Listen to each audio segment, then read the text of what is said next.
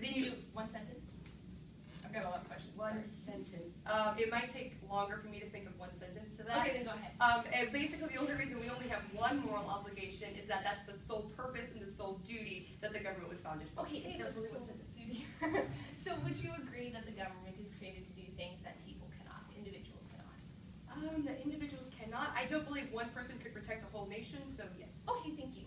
Moving down to your contention too, you said basically mitigation harms the social contract, and that is why we don't have a moral obligation to mitigate?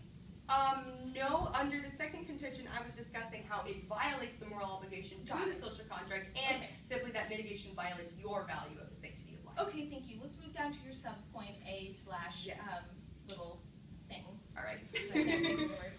Application. Yes, there you go. Were those numbers, was that from directly international conflicts, intranational conflicts? Specifically, those were the numbers only relating to the Afghanistan and Iraq wars. That isn't even taking into consideration all of the other conflicts that we tried to mitigate. All right, going down to your subpoint B with the $11 million per hour.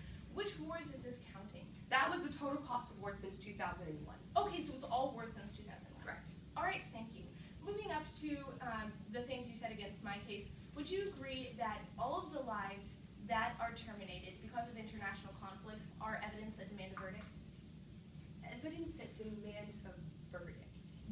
Does this evidence, do the people dying, do the fact that we know that people are dying, does that demand us to choose to either go and try to uphold life, or does it demand us?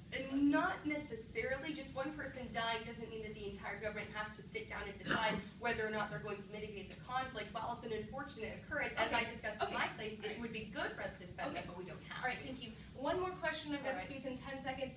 What is the difference between a moral good and a moral obligation? Actually, that's what I'm challenging you to prove. I'm challenging you to show how not only is mitigation morally good, but that we're obligated to do so. Okay, so that's up to me.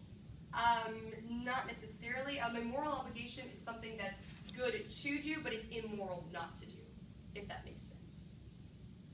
A moral obligation is something that's good to do, but immoral not to do. Okay, thank you. All right, thank you.